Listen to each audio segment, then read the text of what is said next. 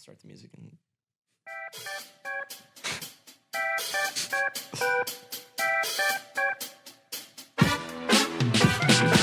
Hello and welcome to Inside the Playbook, presented by Hoosier Network. I am Gabe Jenkins, and I am joined by my co-hosts Noah Seuss, Campbell Manahan, and our producer Lane Emmenheiser. Fellas, how's it going? It's going great. I am really great. It's great to be back here in Bloomington after a fun championship weekend where we saw some crazy games. Me and you, Gabe, were in Indianapolis. So was Lane. Campbell was here in Bloomington. Guys, what was your weekend like? Just watching IU beat Ohio State. It was something. Going into it, honestly, I was not as confident as when I was watching the game, but overall, it was a good game. I mean, people said it wasn't good because it was low scoring, but it shows how good the teams were. So yeah, no, I think it was a great game. I think people don't really like football if they don't think that watching elite defenses play each other wasn't fun to watch. And those are the two best defenses in college football. And I think that's fair to say after watching that performance, because those are really good offenses that they pretty much shut down for most of that game. I mean, 13-10, not many points scored on the board right there. And I think I had a different experience than all of you. You guys all got to go to the game. But being here on Kirkwood was also a lot of fun. Just the atmosphere around Bloomington, right after the win, it was insane. Just party happening on Kirkwood. It was a lot of fun. I mean, you guys are talking about the generational matchup, but what about the generational environment that Lucas Oil Stadium was? It was absolutely split in between Buckeye fans and Indiana fans. And it was just a crazy environment to have both the cheers and the boos be equal noise. And I'm guessing as a player down on the field, you couldn't tell what was what because the stadium was just so loud. Yeah, when both teams entered the field, you didn't know what was happening. When Indiana came on the field, I was in a section full of Ohio State fans. I heard a lot of boos and then a lot of cheers. It was just mixed all around. yeah, I believe I was on the side with IU. I think you were too, Gabe. I was on the 50-yard line of the IU side. Yeah, so I was in the student section, so obviously mostly Ohio State fans. Or not. There was like two, but they were in like a box. They were old, so they weren't like mean, so it was fine. Yeah, I mean, just an insane environment there. I think a split crowd is just something that isn't normal in college football. It's just a lot of fun. We'll be seeing it more often come these bowl games. It's going to be, once we get past the first round of the playoffs, it's going to be split environments from here on out. I think that'll be a lot of fun. But just overall, a crazy weekend. Officially just the greatest season by far, not even like close for IU football. The easily greatest season.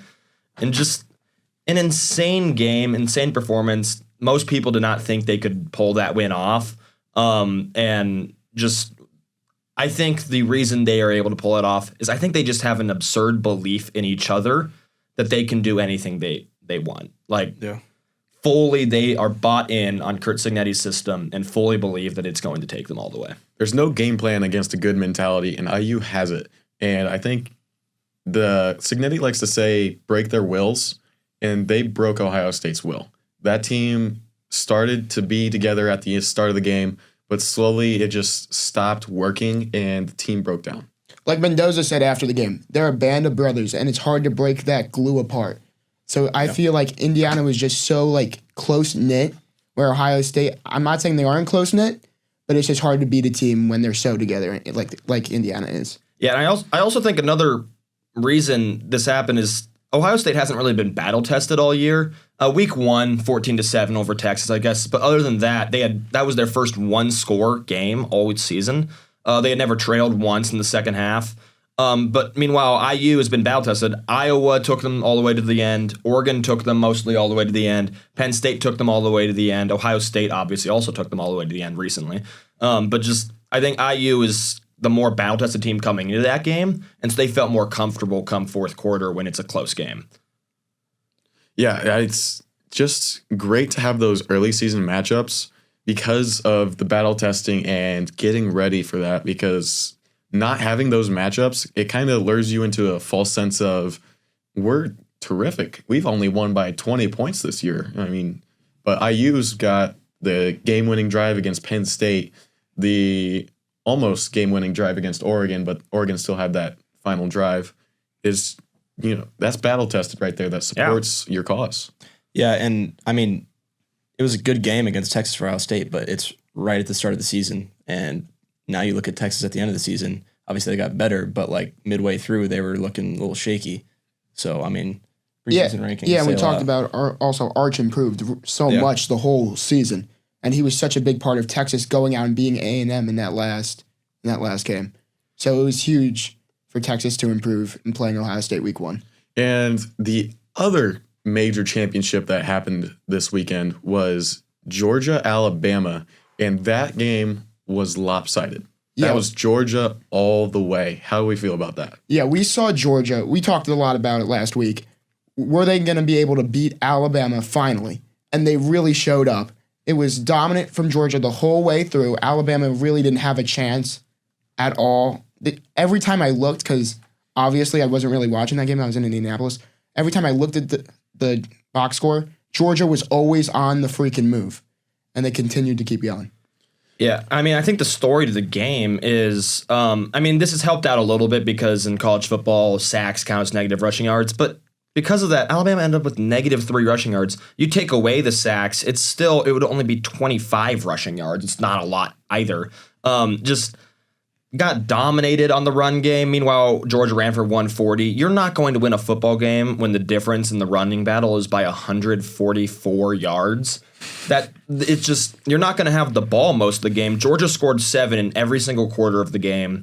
Alabama didn't get a score till late. It just all game, Georgia's defense just shut down Alabama. Alabama does get to go to the playoffs and try to figure out what they can, like they have a month now to just try to see what they can do and train up they're facing Oklahoma to try to win and see if they can rebound. But just really terrible performance from that defense from Alabama. And Gunnar Stockton played probably his best game of the season for Georgia. 20 for 26 passing, 3 touchdowns. He was just crazy, which led Georgia to a 28-7 win over the Crimson Tide. And this kind of leads into the biggest question of this weekend is, did Alabama deserve to make the playoffs? So let's go in and look at the 12-team slate before we get into this. At number 1, you've got Indiana. Number 2, you've got Ohio State. Number 3, you've got Georgia. Number 4, you've got Texas Tech. Number 5, you've got Oregon. Number 6, you've got Ole Miss. 7, Texas A&M. 8, Oklahoma. 9, Alabama. 10, Miami. 11, Tulane. And 12, James Madison University. So, the biggest snub of all, and probably the most impactful, Notre Dame, subbed out for Alabama and Miami. Yeah. So the reason I think this is such a controversy is because Miami jumped Notre Dame when neither team played. However, also the reason this happened is because the committee all of a sudden looked at it and was like, wait, we have Notre Dame and Miami right next to each other in the rankings, and Miami beat Notre Dame. You cannot have it right next to each other in the rankings, and the team that beat the team is behind them. That's just not a thing you can do. So they decided we have to jump Miami over Notre Dame. I think the committee had an easy way, though, to do this all, which I don't know if Bama deserves to be in this playoff. I think the committee had the easy solution of letting both Miami and Notre Dame in.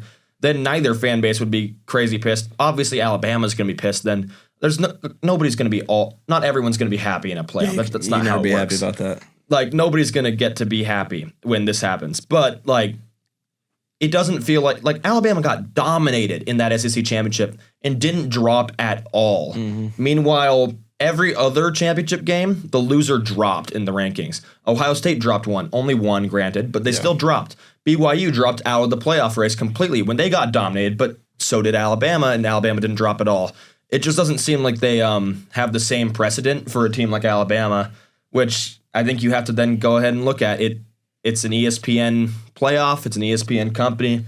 Alabama's on ESPN all the time. I think there's a lot of bias and money coming into putting Alabama into the playoffs.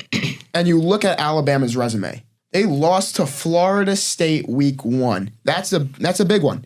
You lose to Oklahoma and you lose to Georgia in the SEC championship. And then you look at Notre Dame. They lost to Miami and they lost to Texas A&M. So I think Notre Dame definitely should have been in the playoffs.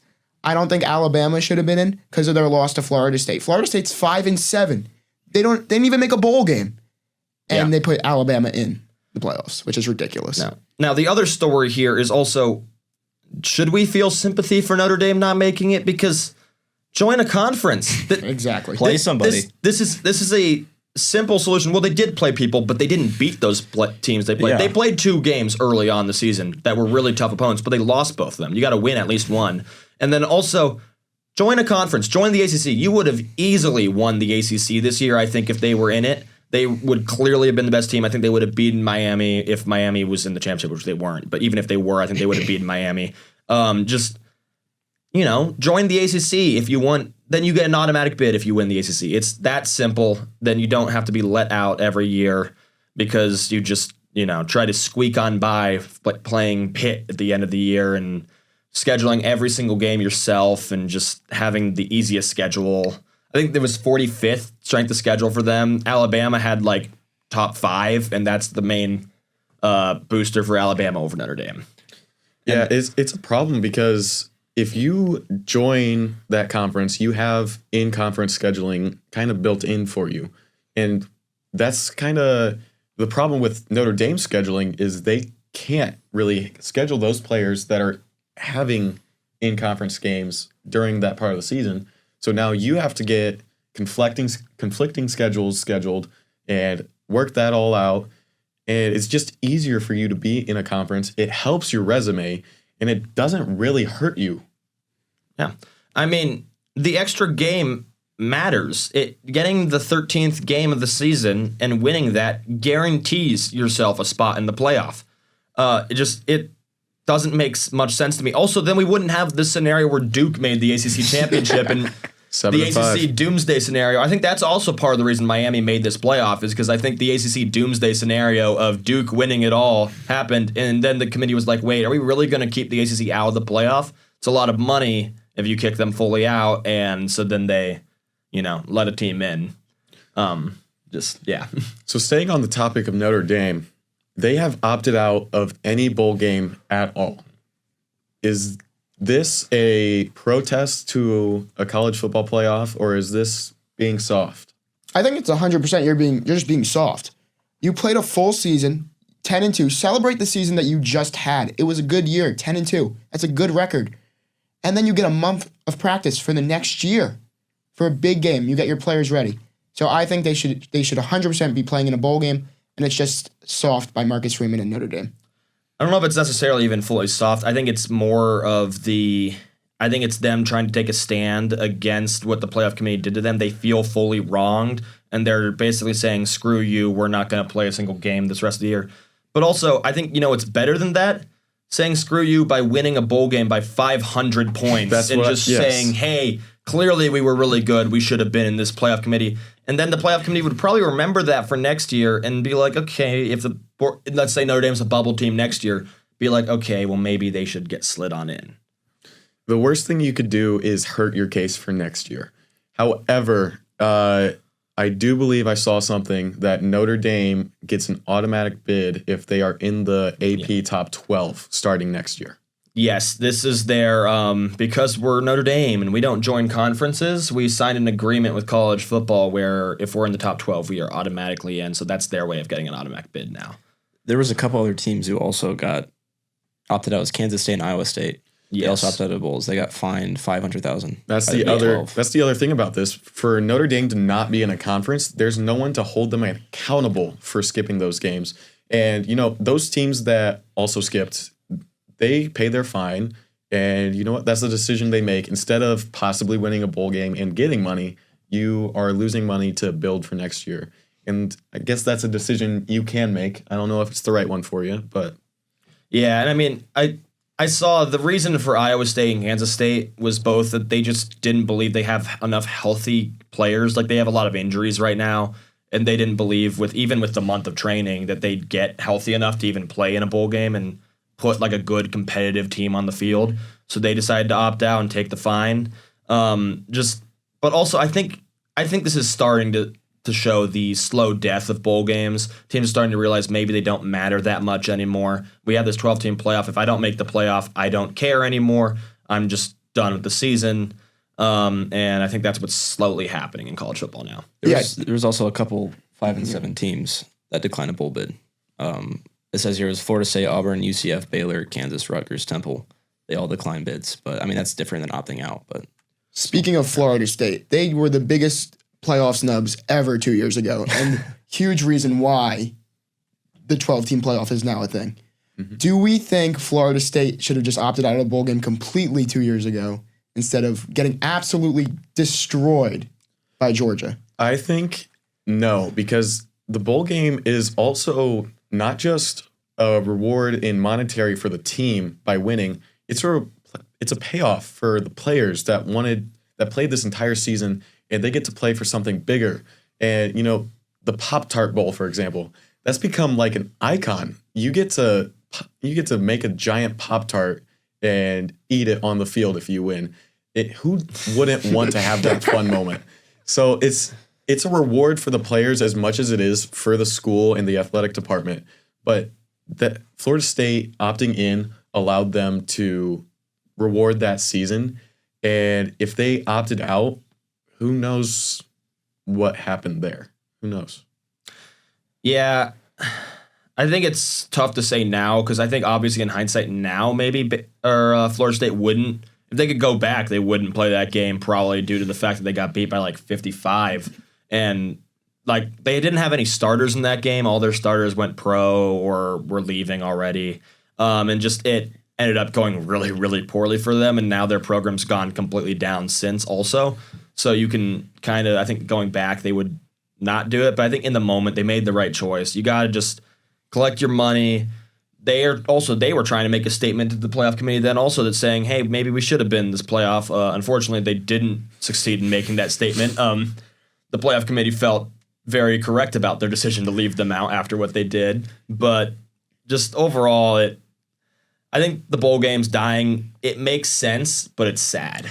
The other thing about bowl games is that they don't count for redshirt eligibility. So that allows you to take a chance and see what your next year's team is. And that used to be what bowl games were because your teams, the people that were wanting to go pro would opt out, but the rest of the team would step up and fill in gaps, see where they're at. And that allowed FSU to figure out what they needed in the coming recruitment classes and stuff like that. That's really important for those teams. Yeah, I think it's bowl games are a great time to just get extra practice. The new recruits also get to come in. If you get anybody that early admits as a new freshman gets to practice with the team. They don't get to play, but they get to practice with the team for an extra month. All players just getting practice for an extra month. I think it's super valuable. And I think teams should continue to play them, but I do understand the other side of the story and why teams are going to slowly stop playing them. But now let's transition into looking at this bracket and the two halves of this bracket on their way to the championship game. Fellas, which side of the bracket would you rather be on if you are a team? Which side do you think is the weakest overall? I'm going to say the side that has Indiana, Oklahoma, Alabama, Oregon, James Madison, Texas Tech. If I am Indiana, Texas Tech, or Oregon, I am the happiest because you get James Madison. James Madison, they could be sneaky, but I don't think they're going to go on any type of run here. Alabama and Oklahoma, I don't think have the firepower to keep up with Indiana, Oregon, and Texas Tech at all. So I think that side's the I think weakest. solely for the quarterfinals on the other side, you're playing Georgia or Ohio State. I think that just kind of speaks for itself no matter what. So I think I'd pick the same thing. Indiana and Texas Tech quarterfinals would be my pick too. I would almost say that this is a tale of two sides. I feel like the bottom half of the bracket, the Ohio State side, the Ohio State Georgia side is kind of like the offensive side to me. And the top side of the bracket is the defensive side with Texas Tech with the hopeful Heisman candidate linebacker Jacob Rodriguez, and IU's outstanding defense. And Oregon has a very good defense. It feels like two different brackets. Yeah, and I mean, you're also forgetting, I think Oklahoma has a top 5 defense in college football. It's the only reason they're even in this playoff. Their offense can't do that much. And just yeah, I think that top half is a scary defensive matchup, but also I think I'd rather be in the top half due to looking at you could potentially have to go through both Ohio State and Georgia. Let's say you're a Miami and you make it past Texas Tech, then you have to go through Ohio State. You make it past Ohio State, you probably then are going to have to go through Georgia. I think that's just a terrifying sight to see, having those back-to-back matchups. And then the national championship, you might play Indiana. So you have the potential of playing 2, 3, and 1 in a 3-game stretch. I think that's just really scary to see. Meanwhile, in the top half, you get to avoid 2 and 3, which I think is a really nice spot to be in, which is why I think, obviously Indiana deserves to be in the easier side of the bracket. That they have the number 1 seed. They deserve it. But teams that get a little luckier maybe are the teams like Oregon or Texas Tech that happen to fall into this side. Yeah, it's definitely both difficult, but I definitely think the bottom half is more difficult because of the 1, 2, 3, and it's definitely intentional that the 1 is at the top of the bracket with the lower teams because they have earned the spot to have lower quality competition. Yeah. Now let's get into, we're going to do a little bit of a fun thing here, I think, at Inside the Playbook. We're going to do a little challenge between the 4 of us, a bracket challenge. We're going to have a scoring system between this. If you get a first round matchup right, who wins in the first round, that's 1 point. A second round matchup, that'll be 2 points. A semifinal matchup, that's going to be 4 total points. And again, the championship game right, that will be 8 points award for you. And the winner will get to have their own segment coming on a future episode where they get to talk about what they want in the sports world. Noah, I already know. It's a 1-minute rant. Just you get to go off on what you want to. And I think that's an intriguing offer. I'd say that is. Some good stakes for this challenge. I think we're going to have a lot of fun here. Yeah, it'll be good. But we're going to slowly just really dive into each matchup here. And our first matchup, we got Oregon at James Madison at Oregon. I believe this is the last game that actually happens on December 27th, 30. Oregon is a 20.5 point favorite in Eugene, Oregon. What do we think are James Madison's chances here of pulling off any magic? Honestly, I don't know. It's Oregon and it's JMU at Oregon, but something I saw is that Oregon has a really good passing defense, but their rushing is lacking what it needs to be suffocating. Then again, JMU is relying heavily on the run. So I don't know. It just kind of depends what the defense shows. To me, of the bottom tier teams in this bracket, JMU has the highest chance to make it out of the first round because they are 10th in points per game at 37.3 points per game. And 10th at opposing points per game, which does that really count playing bad competition? But still, holding those teams to low points is a good sign of what you might be able to do against great teams. And also, running back Wayne Knight for James Madison has 1,263 rushing yards and a total of 1,642 rushing yards with 10 touchdowns.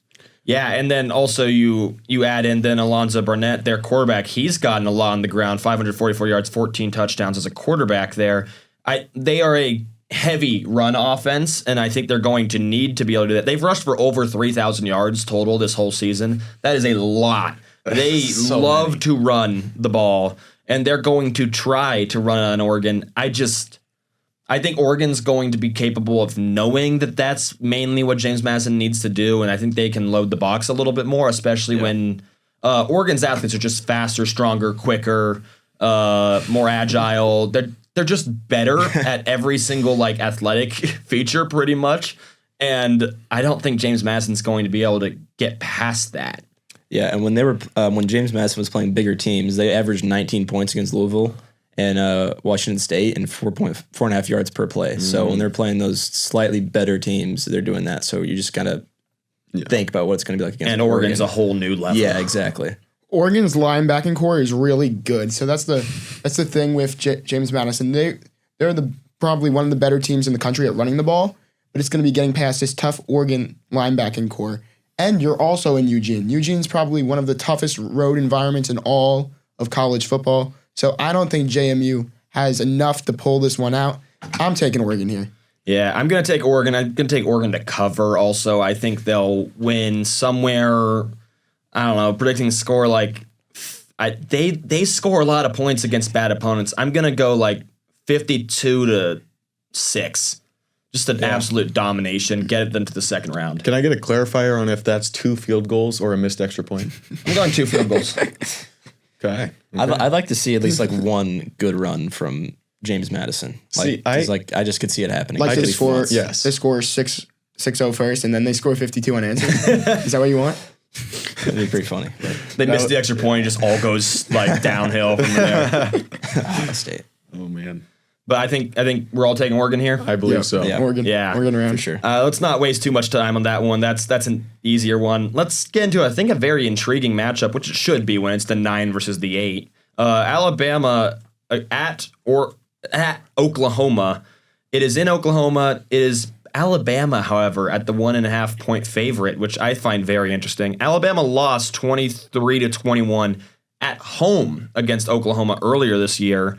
And they didn't play that well in that game. I thought it was weird that they lost. Like they outgained Oklahoma by so many yards.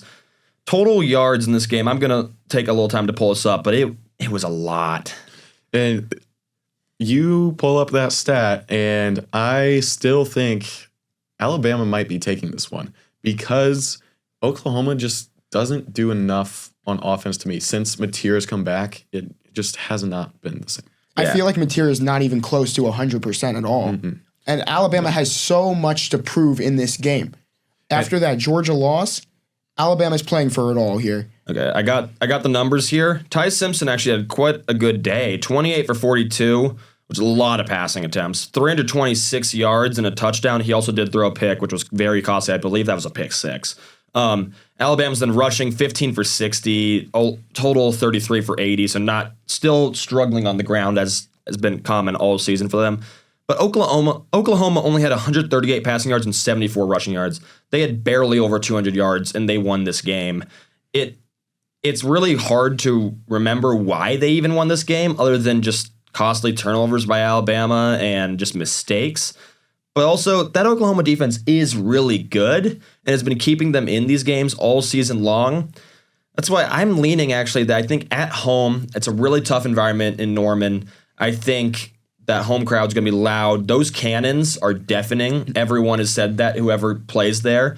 I think they're going to just shut it down. I'm predicting a crazy low score, like 14-10, 13-7, somewhere in that range, Oklahoma. Yeah, I think I'm taking Oklahoma too on this. I think their defense is just going to stop Alabama. I mean, like you said, Alabama's rushing has been a problem for them. So relying on Ty Simpson is just going to be, like I said, a problem. So I'm taking Oklahoma too. I'm gonna stick with Alabama because Ty Simpson has been the offense for Alabama. It's not gonna be any different this game. He's used to it. Like, this is not a step up for him. This is the standard. He has 3,200 passing yards and a 26-5 touchdown to interception ratio. That's very solid. And in a playoff game, he's going to tighten up a lot more. So I see him having a great day, and I just don't see Oklahoma making it out of this round. I have Alabama too. Alabama was up 21-20 going into that fourth quarter. They didn't score it in the fourth quarter in that game in Tuscaloosa. So I'm taking Alabama to win this one. I feel like Ty Simpson's going to have a great day, and Alabama's going to recover nicely. I will say one more thing on Bama and why I don't think they're going to pull this off. I don't like the Bama. This is not Bama of the old. Bama of the old with Nick Saban every team was terrified to match up against Alabama. Kalen DeBoer, I think, has changed that culture to a point where teams want to play Alabama. They're not scared at all. I don't think Oklahoma will be daunted at all during this game. I think that defense is actually a scary thing to play. They hit hard. They're going to play a little dirty, especially if the refs do allow it, which in Norman, I think there's a higher probability that they're going to allow them to play a little dirty. And I think they'll cheap shot Alabama as much as they are allowed to. Just Alabama's going to be feeling it all day, and I just think it's going to be a slugfest that Oklahoma wants. The problem for me is I want to choose Oklahoma because I don't think Alabama should be in the playoffs. However, looking at Oklahoma's offense, I just can't see it because if this was the Oklahoma pre-Mateer injury, I'm taking Oklahoma 10 times out of 10, but Mateer just hasn't come back the same strength, the same power, the same Daft Punk speech that you gave earlier. It's just, I think it's got to be Alabama. I mean, we can say it. Mateer's been bad since the injury. It's to his throwing hand. I'm predicting that after the season, whenever their season is done, there will be another surgery that Mateer goes through, and they're going to be like, yeah, his hand was just not okay all season. But so I think we have a split here. We have me and Lane, Oklahoma, Gabe and Seuss with Alabama. Next game here, we got Tulane at Ole Miss. It's a rematch. This happened early in the season. I believe it was 45-10 Ole Miss, just an absolute blowout. It's in Oxford. It's a 16.5 point favorites for Ole Miss. Ole Miss that crowd is going to be rocking because of how angry they are, I fear, right now. With Lane Kiffin. I think Lane Kiffin is a huge storyline in this game. And I think that's why I think amongst the group of 5 teams, I think Tulane has the largest chance to pull off an upset due to we haven't seen Ole Miss without Lane Kiffin. Yeah. I just don't think it's going to matter enough with the talent gap in this game. Here's the thing for me so far. Ole Miss without Lane Kiffin, it's a big deal. However, you can still cheat off his homework. He's already done the scouting report on this team. And to me, Tulane doesn't have the power to do this. They are 58th in points per game. They're 50th in opponent points per game. They don't have the defensive power to stop Ole Miss. They don't have the offensive power to keep up with Ole Miss. And it's just going to be Ole Miss all the way. In the first matchup this season between Ole Miss and Tulane, QB Retlaff had 56 passing yards. That's an issue. And that's really bad when he is their entire offense all season. He leads the team in passing yards, obviously, as quarterback. He also leads the team in rushing yards. Just a little bit of a problem when he gets completely shut down by Ole Miss's defense, which isn't that good, mind you. Ole Miss's strength is in their offense. Their defense is doing that. I don't see how this is not a blowout. I think they're going to take out their anger of their coach departure on Tulane. I think this is a great thing for Ole Miss because Ole Miss gets a game to figure it out without their head coach, see what they are without him, and get to the next round, which then is going to be a tough rematch for them. But I think we're all going to probably take Ole Miss to cover here, I would assume. Oh, yeah. Yeah, and I will make the only case that I see Tulane winning this is Jake Retzlaff pulling the team on his back, rushing as much as he can. And, after that Ole Miss game, as little passing yards as he had, he still ended the season with 2,800 passing yards. So it's not like he can't pass, but that game was horrible for him. And I think he's going to have he's either going to be the cause of the loss or he's going to be the cause of the win. Yeah, I think the only way they win this game is they just get to 3rd and 2 on they pick up 4 yards, 4 yards, 4 yards every single play, just dinking it down the field with short runs, short passes all the way down, hoping that will work. I just don't see it working. I see them making mistakes in this game. I see there being probably an early turnover that then just puts them down like 2 to 3 scores and just it's over that easily. I think this game will be over in the first quarter. Yeah. I feel like Ole Miss's offense is way too much for this Tulane defense to even handle.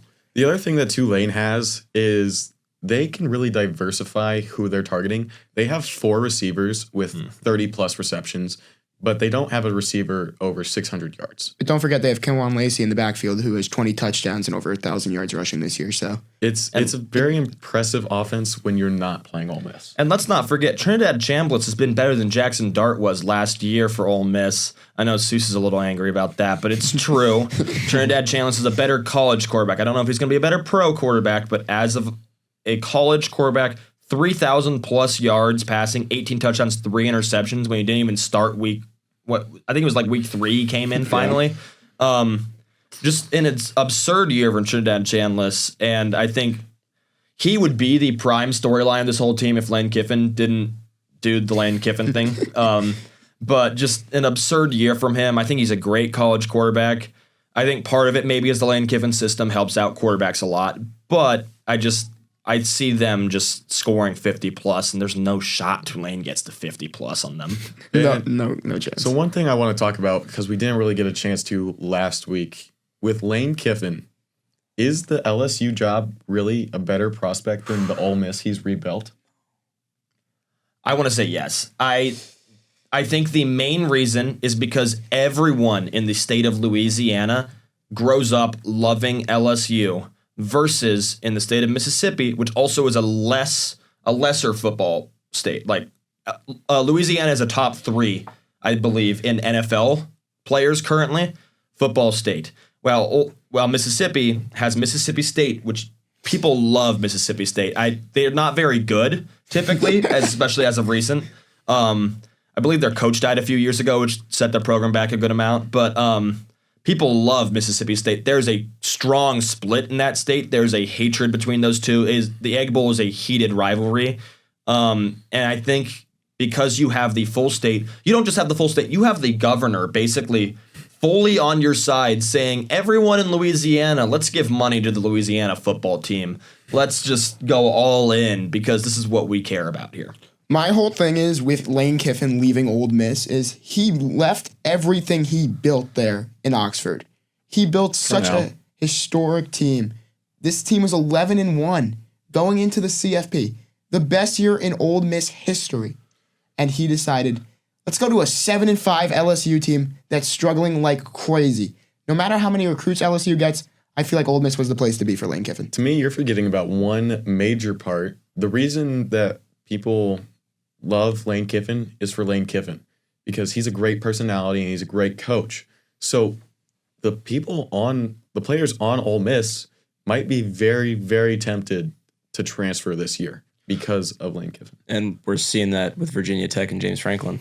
I Yeah. mean, like, I don't even know how many recruits flipped, but Penn State had like 3 at the end of signing day. It will be very interesting how many players enter the portal. It also, I wouldn't be shocked though if not that many do, because I think we're forgetting this is just what Lane Kiffin does. I think because he finally stayed somewhere for 6 total years, people forget that this guy has no loyalty to anywhere at all. Like he will leave you if he can get a better job. Yeah. That's all he just cares about himself and his career moving forward. And I think that's fair as a college football coach. He wants to be one of the all-time great coaches. I think Ole Miss is a place where he can be an Ole Miss coach legend. I think LSU is a place where he can be an all-time college football legend. Yeah, that's a great take. Let's get moving on to Miami, Texas A&M. Initial thoughts. Well, it's at A&M. They're the 4-point favorites currently. I think it's a very interesting matchup with the inconsistencies you see out of both quarterbacks. Carson Beck, when they win, has been awesome all year long. And when they lose, has been so bad. Like I believe it was 4 interceptions against Louisville. He has 10 total picks in the year. That's 4 of them right there. He leads the SEC in interceptions. What? ACC, sorry. 10 is leading? Leads the ACC. That's crazy. 'Cause I feel like 10 isn't even that much, and the ACC is really bad. But Marcel Reed has 10 too, so I don't think he's anywhere close to leading the SEC in interceptions. Yeah, and I think that Miami, they have a great defensive line, a great defense. They're going to need to be able to hope that the right Carson Beck comes out. Well, also, you can say a very similar thing about Marcel Reed because I think Marcel Reed is a great talent. He's really good in the run game, really good in the passing game. We broke him down the other week, and he had some great plays, but then he also threw 2 picks at the end. He is very inconsistent at times. Their defense is also going to have to show up. I kind of see this game going in the way of neither quarterbacks really show up to the true ability they can, and so the defenses shine. I don't think it's going to shine the way like the defenses at IU, Ohio State did. I think it'll be like 21-17. I'm going to take Miami actually to pull it off. And so the thing I'm looking at does say he's either tied for leading the SEC or ACC in interceptions or is the leader. So that's what I'm looking at. It's sportsreference.com if you want my sources. I believe it. But also the year we're talking like this is just bipolar year for Carson Beck, but he actually led the SEC in interceptions last year on Georgia. So he is a interception thrower, and he is a costly quarterback. But I still think that Texas A&M is just cold at the right time, and I think Miami is going to win this one. Yeah, when we go, Carson Beck is an interception thrower, but it's typically in terms of once he throws one, 2 to 3 more are coming. Yeah. I think if he doesn't throw one, he's great. Like it's like he's had a lot of great games. Like I think the Notre Dame great game early in the year, he was great, and then Louisville SMU, he's just terrible. It really does matter which Carson Beck comes out. I don't think they're necessarily going to get the right Carson Beck, but I don't think A&M's very good either. I think, like Gabe said, they're cold at the wrong time. They are just, I think they're ready to fall apart. They've had one, like I think they had the first 11-0 start to an A&M season ever, and it seems like it's going to fall apart. I think they're a little fraudulent ever since that South Carolina game, really. Yeah, and I was reading something that they had a 35% pressure rate over the last 3 games, and they're just gaining those sacks and interceptions. So I think it's just, and you're playing Miami, and that's just it's gonna be like you said, it's gonna be a defensive game for sure. I think. So Miami has the 7th rushing defense in all of college football, top 10 in scoring defense. All they have to do is shut down Marcel Reed on the ground, in my opinion, and Miami will get this win. I think it's Texas A&M pulling this one out. Marcel Reed running all over Miami's top 10 run defense, and Texas A&M wins, I'm going to say, by a nice 10 points. Marcel Reed has 2,900 passing yards, 25 touchdowns, but also 10 interceptions. And their running back, Ruben Owens, has 600 rushing yards and 5 touchdowns. So he's pretty good, too. It's really just, are they cold? Last week, we talked about Texas A&M, Texas. And Texas A&M did not have a great offensive output that game.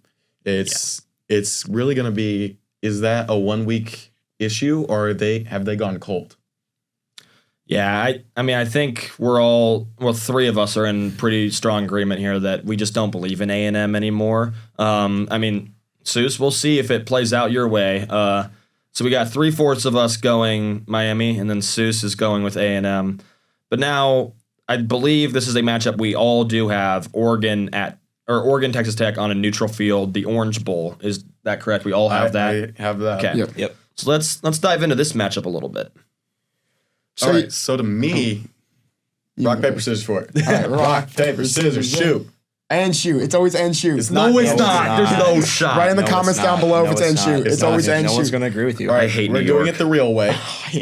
Rock, paper, scissors, shoot. All right, it's mine. All right. Oregon, Texas Tech. To me, this is going to be another low-scoring output. As I said earlier, this side of the bracket's more defensive. And to me, Texas Tech is better defensively. They have the Heisman linebacker candidate in Jacob Rodriguez. And it's just, he's incredible. He's great. He's awesome. I have some of his stats written down, but either way, he's just absolutely insane. 11 tackles for loss, 1 sack, and 4 interceptions. He is a difference maker, and he's going to make the difference in this game to me. I'm taking Texas Tech. Yeah. Listen here. Oh. Listen here, buddy. I am Not so going fast. not so fast. The Oregon Ducks are beating Texas Tech. Texas Tech is the most fraudulent team in all of college football. Okay, wow.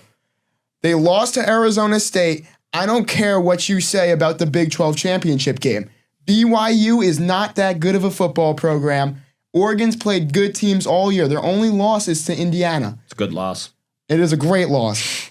Oregon's defense is going to be too much for this weak Texas Tech offense. Give me Oregon to win this game. And that's the one thing I'm wondering about too, because reading this, when they played BYU, 14 trips into the end zone, only 5 for a touchdown. Everything else is field goals. Okay. So I would also like to chime in a little bit. Who was Texas Tech's quarterback in that Arizona State game? Their backup. It was their backup. Yeah. They have not lost a game with Baron Morton at the helm at quarterback. I think that definitely matters. I do not think they're fraudulent. I also don't think Oregon's fraudulent. I think both these are really good teams. I see this as a very close matchup.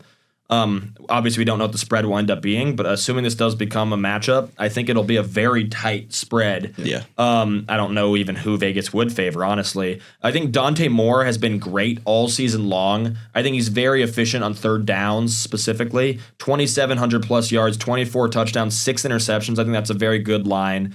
They have a 3 running back run game system that I think they're going to be able to establish. They are a team that passes to set up the run, but I think they're going to be able to do that. I also think that it's really hard, though, to do that in Texas Tech's elite defense. I think Texas Tech, though, I don't think they've seen a defense as good as Oregon's all season in the Big 12. I think by far the best defense in the Big 12 is Texas Tech, and it's not really that close. So I think they're going to be a little surprised to see a defense that can match up the way Oregon's defense, I think, can against Texas Tech's offense. And I'm going to go with Oregon squeaking one out barely. So to me, Oregon has a great case to win this game. Dante Moore has 2,700 yards passing versus Baron Morton's 2,600. And Dante Moore also has 24 touchdowns to 8 interceptions. But Baron Morton has 22 to 4. So it's what ratio do you like better for that situation? And also, will it show up the same? Because Baron Morton's played a slightly less difficult schedule, maybe right around the same, because Oregon didn't have that difficult of a schedule aside from Indiana. And the Penn State game, it was the Penn State game. So you never know what you're getting with Penn State, especially that early in the year. And I think we should not undervalue that Penn State win because right then, that's when Penn State was still a top 3 team in the league. It was against the whiteout. I think that's a great win. I think it matters what the team is ranked at the time because that gives them the confidence that they are that team. And so I don't think anyone should be devaluing what Oregon did at Penn State there. I think that's a great win. I think that USC was a good win for them. I think Iowa was a good win. I think they've been battle-tested and they've been dragged to the mud a little bit. I don't think Texas Tech, specifically when having Baron Morton at quarterback, has been battle-tested yet, and that's why I like Oregon a little bit more in a close game. I'd say probably somewhere in the 27-24. Yeah, I think Oregon's offense is just going to be what makes it for them because I think, like you said, Texas Tech, they haven't played the best teams like they have for Oregon. And that's the same thing we were saying when they were playing James Madison, is that James Madison hasn't played a defense like Oregon's. So I'm taking Oregon as well. Seuss, you want to go into more of why you really think Oregon's going to just dominate? Because they're the 4th best defense in the entire country. That's why. Who's right below? Texas Tech. Okay. These are probably the 2 better defenses in the country, in my opinion, too. I think Oregon is just the team. They're just going to be the team. I feel like the Big Ten's so stacked. Ohio State, Indiana, Oregon. Any one of those 3 teams, I feel like, could compete in the SEC, could very much win the ACC, and could very much win the Big 12.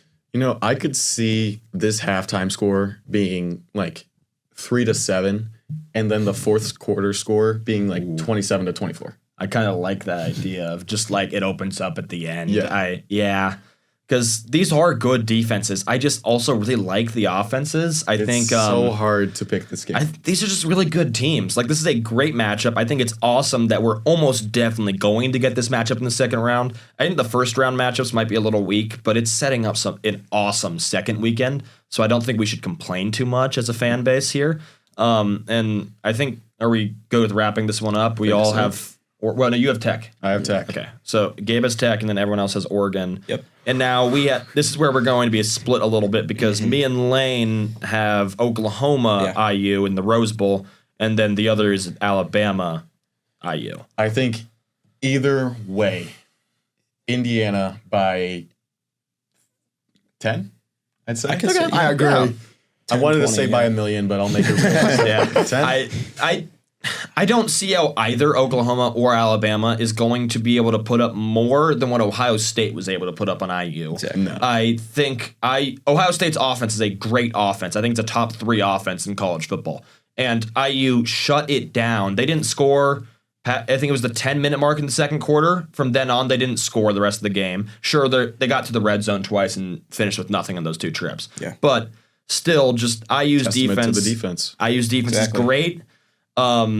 And I think Oklahoma is who I have facing them. I don't see how they even. I think this could literally be a shutout. Unless Oklahoma could get a turnover that gives them a short field. And I think that's the only way they score. I would go with this game, but their defense I think will hold them in it for a little bit. I think it would be like a second half. IU pulls away enough. I think give me 20, and that's 2 touchdowns, 2 field goals for IU to 3 from Oklahoma. Yeah. If Oklahoma's defense is good, but if they can't keep up with IU's defense, I'd like John Mateer can't keep up, I don't think. Yeah. Simply put. Yep. Okay, we just saw Indiana's offense. I'm going to give Indiana's offense some love because we're shouting out the defense a lot. Let's give the offense some love. They just played the number 1 team in total defense in the entire country, and they were able to play a great second half. We saw them score that big touchdown, Elijah Surratt in the corner. I don't think Alabama's defense could even come close to what Indiana's offense could do. Indiana's offense has been, I would say, it's been tested this season. It's on those easy games, they're scoring up bottom 50 and at the top 72. Like, they can score if they have the opportunity. And it's also when they're in those tight 13-10 games, they can still score and they can still pull off the win. And looking at the stats for Mendoza, 2,900 yards, 33 touchdowns to 6 interceptions. He's the, I think, Big Ten leader in yards per attempt at 9.4 yards per attempt. Yeah. And I won't get into it, but the adjusted yards per attempt, he's also the whole nation leader. Nation leader in touchdowns, too, pretty sure. Yes. Yeah, and I mean, I think he's going to win the Heisman, I think, almost assuredly. I think he locked that up this past weekend. I think he's great. He's so accurate and calm. I think his greatest strength is he is so incredibly calm when any pressure is coming. He will throw the ball at the last possible second he can, give his wide receivers as much possible time. And also, I think this wide receiving core is, if it's not Ohio State, it's IU with the second best receiving core. Omar Cooper, Elijah Surratt, Charlie Becker, EJ Williams, Nowakowski also. It's a great receiving core there. All of those players, 300 plus yards. Charlie Becker has barely even played this year compared to those guys, and he has 515 yards already. I think it's just going to be a game where they're going to get the points when they need them. Maybe they're not scoring all game, but just when they need to, like I said, win 20-3-ish. Like I mentioned, they just played the number 1 overall defense, and Omar Cooper got injured. And they were still able to find a way to win that football game. Shout out Charlie Becker, man. That guy is just phenomenal. He's going to be a major point of IU next year, and Surratt with the touchdown. So it's just what, if they get Omar Cooper back, this receiver core is just dangerous. That first drive with Omar Cooper looked really good. I know it still stalled out, but it looked a lot better. And then when Omar came out, it got less, but it was still usable. And it's going to be a question of what is Omar Cooper's injury, because you've got 2.5 weeks to be practicing, and I haven't heard what the injury is yet, but. Yeah, so it doesn't say on here, but on Sports Illustrated, Kurt Signetti was telling reporters that he's not worried about him missing games. Okay. He said, we'll know a little bit more as we go. Don't expect it to be anything. We don't think there was anything that happened in the game that'll affect our next game. So obviously something happened that took him out, but they're hopeful for him to return. I mean, they have almost a full month for him to get back, and I think that's huge. I think we're all in pretty much agreement, and it will set up for IU to move on to the semifinals. In this next game, I do believe we all have this one. It would be Ole Miss, Georgia. We all have that. Yep. So that's a great matchup to get into. It happened in the past this year already. It was at Georgia. Georgia pulled it off 43-35. Interesting thing about this game, Ole Miss's 35 came in 5 drives. They had 5 straight drives, all touchdowns, and then the fourth quarter got completely shut down by Georgia. I think that shows they had a great game plan, I think, from Lane Kiffin. And then Georgia figured out how to adjust and pull off the victory. I think Gunnar Stockton killed it in this game, 26 for 31, 289, 4 touchdowns, carving up Ole Miss's weak defense. I think this is going to be a higher scoring game due to Ole Miss just will make it that way. They're so good in offense and so weak on defense that it's going to be higher scoring. But I think without Lane Kiffin, I think Georgia's going to pull away in this one. I think it'll be close, maybe going to halftime, like maybe 24-17 at halftime. Like, I think it's going to be a high scoring game.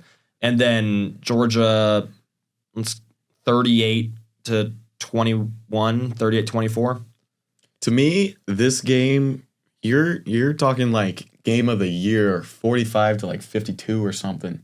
I think this is going to be more lopsided towards Georgia. To me, in that fourth quarter, Georgia figured out Ole Miss's game plan and completely flipped it on its head, scored 17 points there in that fourth quarter to 0 for Ole Miss. Yeah. And to me, this is the exact opposite of the Ole Miss Tulane situation. You can't copy Lane Kiffin's homework on this because Georgia figured it out. Georgia shut it down, and Georgia absolutely took over on it. Yeah. I feel like this game is where we see Ole Miss like really suffer without Lane Kiffin. I feel like it's just pure domination for the Dogs. Georgia's going to win this one like 35-17. It's all Dogs in this one.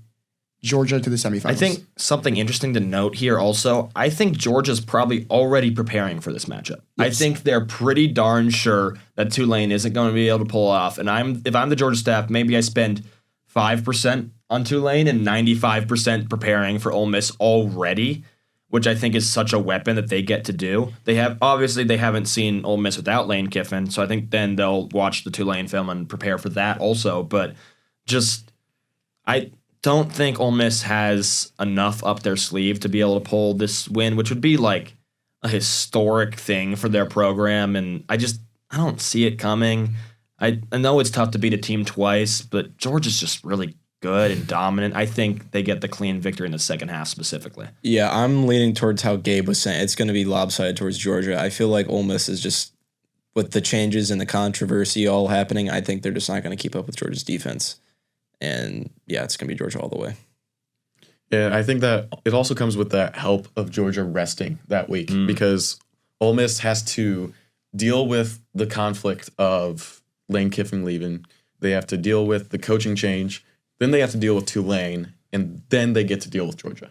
Like they have to do some steps before they can even get to this game. And I think that's going to wear the team down. Yeah. I don't. Do we have anything else to add to this game, or I think we all pretty much have the same idea on this. So let's get into this next game where I believe all of us but Seuss have Miami versus Ohio State in the Cotton Bowl, and then Seuss has A&M.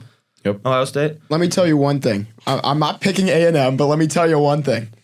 It's gonna be tough for Ohio State to go to Texas with that road crowd again, like they did in the Big Ten championship, and come out with an easy win. That A&M crowd is nuts. They're nuts. They're a cult. They are. It's literally a cult. But I think Ohio State's definitely going to pull this one out. Their defense is going to be way too much for A&M to handle. If they do get A&M, if it's Miami, they're going to win this one easy. To me, if Texas A&M makes it, there is going to be a much larger chance of an upset because of the Texas A&M crowd going. But Ohio State against Miami, that's the game I picked. Ohio State is going to absolutely turn Carson Beck into the 4-touchdown machine. Or 4 interception machine. I was going to say, they don't want that. Yeah, no, I'm thinking the same way. I mean, obviously, Miami's going to, not obviously, but we're hoping for the people who picked that on our bracket, Miami's going to pull out against Texas A&M, but I don't see them pulling out against Ohio State. Yeah, I mean, I think Carson Beck's going to be seeing Sam Darnold ghosts out there against the most talented defense out there, specifically just like in recruit talent. Yeah. I think Jeremiah Smith is the best player in college football, and Caleb Downs might be the second best player in college football. I think that might be fair to say. So they might have the best offensive and best defensive player. They also have Matt Patricia, a NFL defensive mind, and they have NFL talent, meaning they run an NFL defensive system.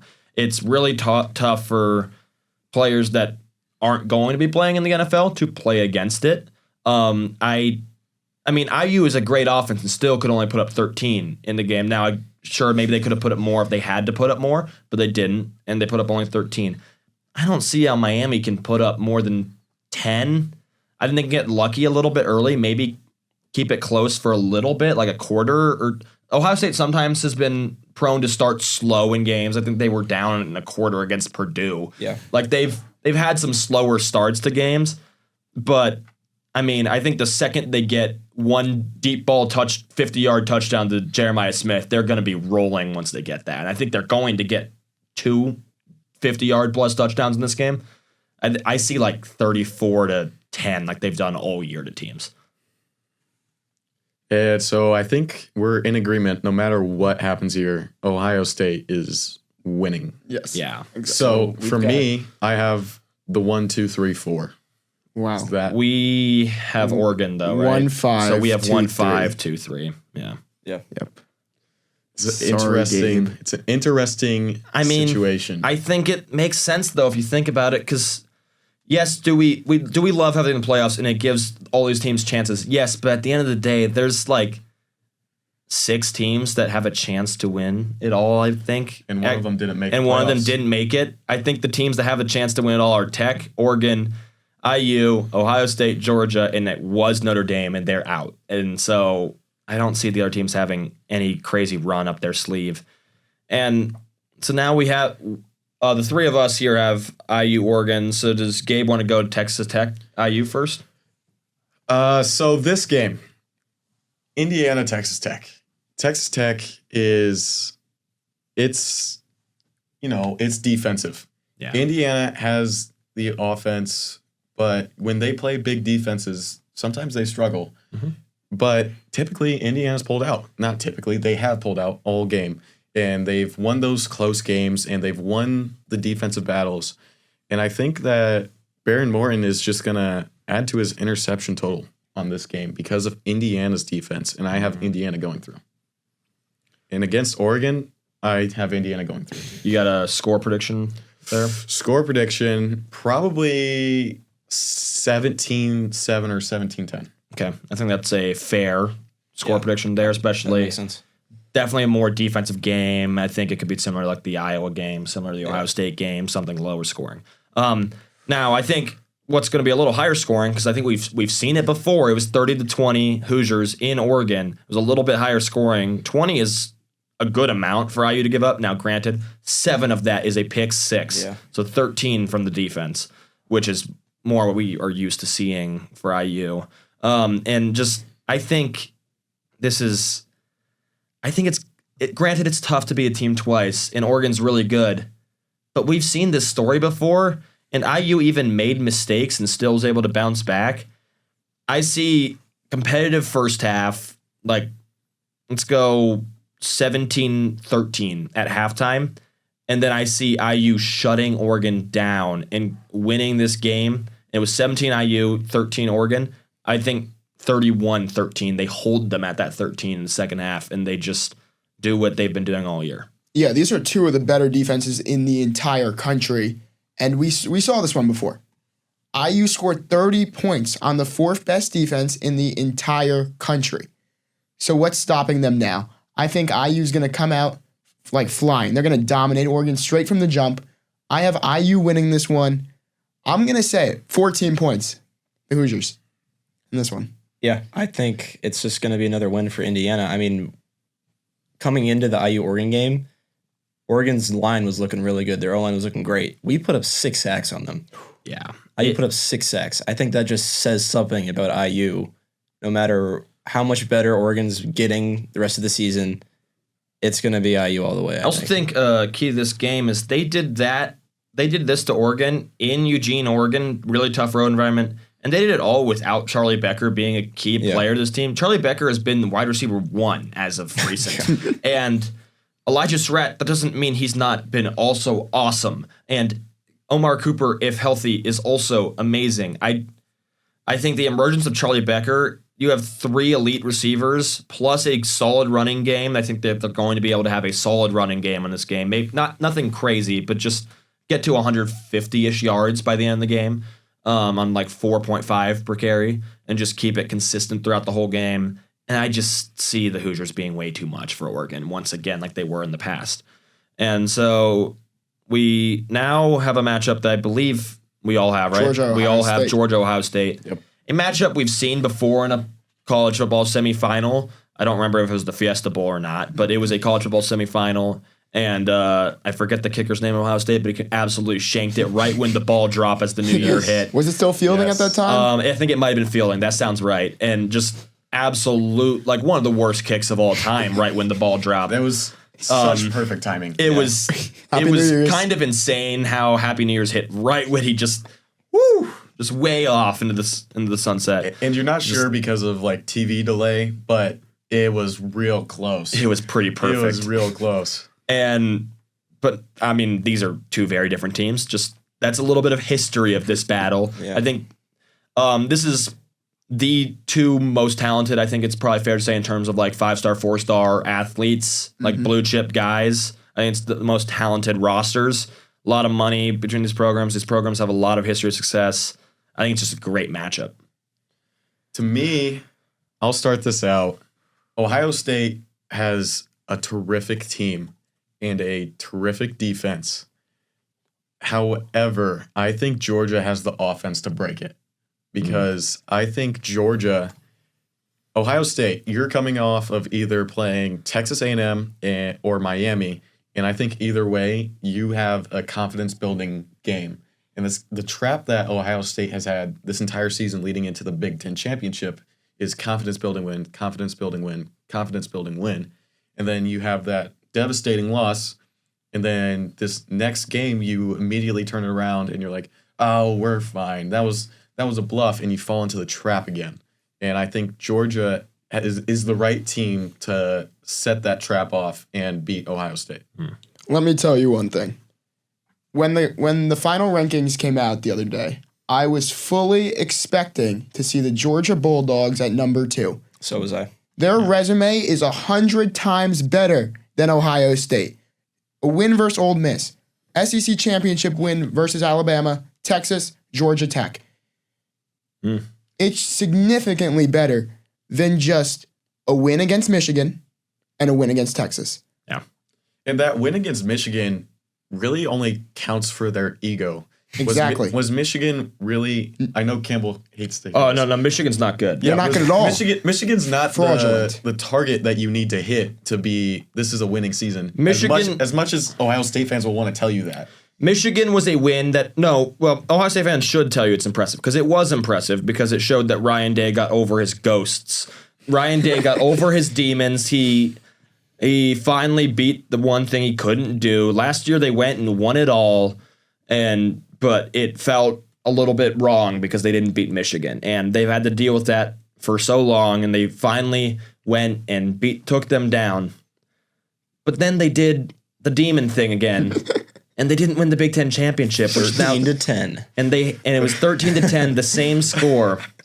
But also, what happened after they lost 13-10 last year? It reignited the team. They rallied behind this loss. They got punched in the mouth, but then they rallied behind it, and just went on one of the most dominant runs in history. But also, they didn't face a team Like Georgia. that could talent match up against them like the Georgia Bulldogs can. And this Georgia Bulldog defense is starting to finally play like they should. They absolutely shut down Alabama in that game, who has a pretty good offense. Not a great offense, but a good offense. Absolutely gave them nothing. And that's been a team that's been the demons for Kirby Smart. Kirby Smart got over his demons this year and beat Bama finally, which he's done once, but that was the second time only, and they play them all the time. And this is why I think Gunnar Stockton is just going to be able to make the right plays at the right time for them, pick up crucial third downs. I think Georgia is going to be able to pressure Julian Sain, which I think IU exposed. If you can pressure Julian Sain, he's not the same quarterback. He is a great quarterback when he has an open pocket and a wide open Jeremiah Smith all day. Yeah. I also think I could be a pretty good quarterback with that. I feel that Georgia has the D-line to be able to get some pressure on Ohio State. They have the creativity to be able to just like draw up different defenses to confuse Ohio State. I'm sure that Jeremiah Smith will get 120 yards, including a 50-yard touchdown or something like that. He always does. But Georgia's going to come into the game knowing that. My whole thing was we saw Julian saying he threw the pick in the Michigan game. He responded nicely. Yeah. And then he did it again in the Indiana game. And he looked so shaky after that. He had a lot less confidence after that Exactly. because I think that was the moment of realization for him that the talk they had in practice about Indiana has all these weaknesses that just haven't been exposed yet isn't quite true because he realized, oh, this defense can do something. Jeremiah Smith wasn't open on these plays that I thought he was going to be open on. I don't know the stats Jeremiah Smith had in the IU game, but they weren't Jeremiah Smith stats. 148 yards. They were pretty good. still. And They were still. some of less those yards impact. is from the Hail Mary at the end too. Yes. Like 46 yards. That is totally true. And it was also it was really two big time catches because he had the wide open one where he burnt Pons, which also I think he took. I don't know if you guys watched that play over. He took the wrong angle. I think he had a touchdown. He stiff armed Pons in a way of like he could have gone straight and he went to the side. He made a wrong play there while doing that. But was that the play that ended in the fourth down conversion, or was that the field goal? They ended up getting a field goal that drive, so it was very crucial for IU to tackle him there. I think he'll get a massive play in this game, probably get a 50-yard touchdown, like I've said. I just think Georgia is going to be able to rebound. They've been here before. They've been battle tested all year. They've had some close ones. They've played a lot of tough teams. I think they're going to get a win in the 27-17 range. Yeah, it's definitely going to be a close game. It's going to be a good game, I think, for sure. I see Georgia coming out too. I'd say around the same thing as you. So Georgia around? Georgia all around. Georgia all So, around. does So that we mean all have the same we all natty. have IU, Georgia. Indiana? Oh, Let's do it. man. Here we go. So before we start this, the thing that always happens in the March Madness bracket is everyone has the same championship, and then the brackets get completely busted. So is this the situation where we're all going to get zeros? I think Oklahoma somehow beats IU now, and Ohio State loses to Miami now. Like this is or not Ohio State. Georgia loses to Ole Miss Miss. now. Like this is what we've now brought upon ourselves. No one's going to win. No one's going to get their segment. No one's if we all tie, we all get a segment. Oh, Segment episode of our favorite teams. Oh, man. Well, I can start us off because I think I have the contradictory pick to everyone else. I have Georgia beating Indiana Me too. because I think Indiana is just not ready for the stage. Wow. Yeah. I think these are two very competitive teams, and I think Georgia has the better offense, and they're about equal defenses, and I think Georgia takes it. But for me, I'm just like so on the fence that like I don't know who to pick. Yeah. I have Georgia right now, but like in an hour I could be like, okay, well I'm thinking about it more. It could be Yes. Indiana. I think another problem I have is I want to pick Indiana, and I just don't know if that's the logic part of me or the bias part of me for going to IU. I think what's happening here is, do you want to pick with your heart or your gut? Yeah. And you guys' guts is saying My gut is saying Georgia, but your heart's my saying, heart's saying Indiana. Yeah. And I will say, for everyone at home, I have two brackets on ESPN, and they're both the exact same thing with this game flipped either way. Which I know is not diversifying your stocks like you should be doing, but What's that coming down the track? it's the Mean Machine in the red and black. I think it's actually the Mean Machine in the cream and crimson in this game. I think that IU is the team with more dogs. Wow. I think that when you look at this defense of IU, there's not a single thing that scares them ever. And I don't think Gunnar Stockton is going to be the first thing to scare them. I don't think Zachariah Branch is going to like get them shivering. No fear in this. I think Georgia's defense is worse than Ohio State's. Georgia's offense is worse than Ohio State's. I think Georgia's defense is really, really good and really talented and is going to cause a lot of trouble. But I think also, if you look at who I have IU going through, I have them going through Oklahoma, who has a defense that's going to test them. I have them going through Oregon, who has a defense that's going to test them. And then Georgia, a defense that's going to test them. Ohio State was a defense that tested them. Iowa was a defense that tested them. Penn State was a defense that tested them. They're used to playing elite defenses. This is a team from the Big Ten that's made the national title. They're not scared of good defenses. Fernando Mendoza isn't scared of anything. He's got his boys behind him. He is fearless, and he's going to do what it takes to win this game. I see it being scrappy. I see it being physical. I see it being really, really close. Fourth quarter, I see game-winning field goal here. I see 24-21 game-winning field goal. Let me tell you something, everybody.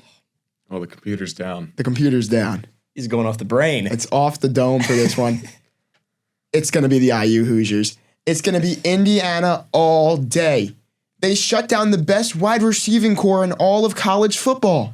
There's nothing Georgia can throw at this IU defense. It's all Indiana. This offense is going to cook up this Georgia defense 100%. If you get Omar Cooper back, if you have Charlie Becker playing the way he is, and if Surratt's always open with his Waffle House nickname as he is, it's going to be Indiana flat out winning this game. 35-20 Hoosiers. First national championship in IU football history.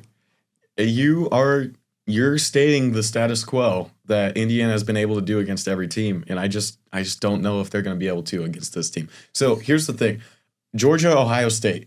So looking back on Ohio State, Indiana, the big discussion was Indiana's all these 3 stars and Ohio State's all of these 5 stars, and now Georgia matches Ohio State with that same level of recruitment. And now Georgia has the same discussion against Indiana. So do you think Georgia has better development of those 5-star, 4-star talents that they've recruited? Or do you think that the land of misfits that Fernando Mendoza has gathered is going to be able to take down another incredible 5-star, 4-star team? Let me tell you, it's not the land of misfits. Let me tell you here, Sonny. It's not the land of misfits. It's Coach Kurt Cignetti going to work against Kirby Smart. That's the true game. And if Kurt Cignetti can beat Kirby Smart, it's going to be Hoosiers all day. Okay, so you said, does Ohio State have the better development than Georgia, or vice versa? Yeah. Maybe Kurt Cignetti just does between both teams. You're right. I mean, yeah.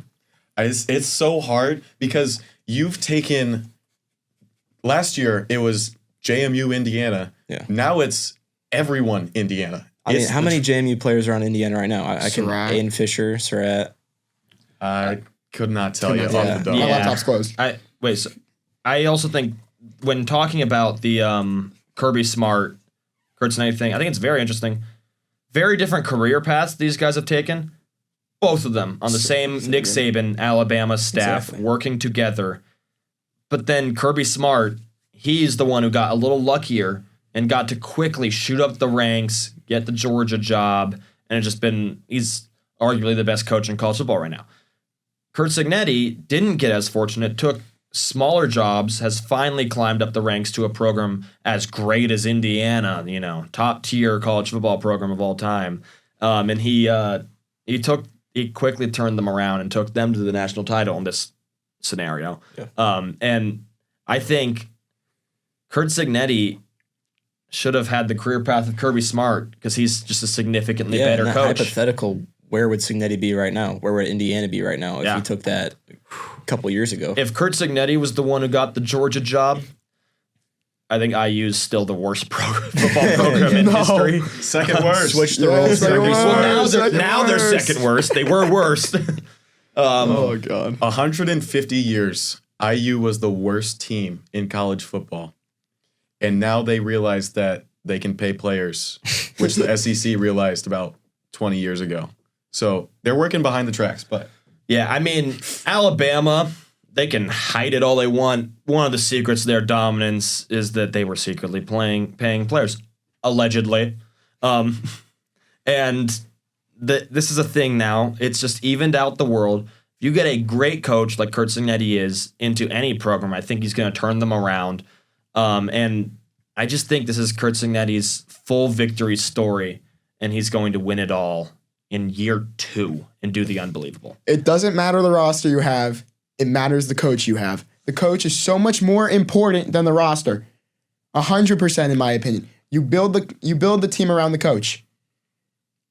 I think that's completely No, crap. no, absolutely not. You build the team around the coach. Seuss, where would you put Ryan Day in coaches right now? Where'd you rank him? That's a different story. No. This is a good point here. I think this is a different. Ohio State's a legacy program. They have a lot of. So the players matter culture. a lot. They have a lot of culture. That's the thing. Hold on. I think this is a different conversation than we think it is because in college football, there is a stark difference in coach value versus the NFL. Because in college football, you are cycling players at least every 4 years and at most every 7 years. Like, you have to keep a great coach because you are part of that recruitment. However, is recruitment equal to scheme? Which is, I think, the point Seuss is trying to make.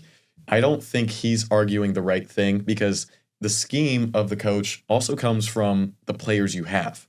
You can't scheme a speed option with Ty Simpson. It's just not going to work. Yeah. I think the most important thing as a coach, honestly, is the culture they set. I think the recruiting follows the culture you set. If you set the right culture, which I think Curt Cignetti fully has, he has his team fully believing they can do whatever they want, the recruits will follow. The success will follow. And I think that's what he did.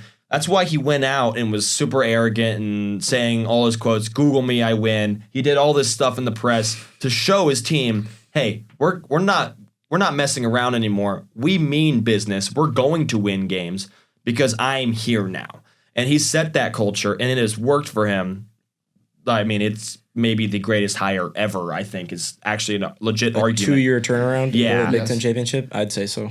I mean, it is... A 2-year turnaround to be the worst team in college football history to being the number one team in the nation. That is the greatest turnaround. Just remarkable. There's no competition ever.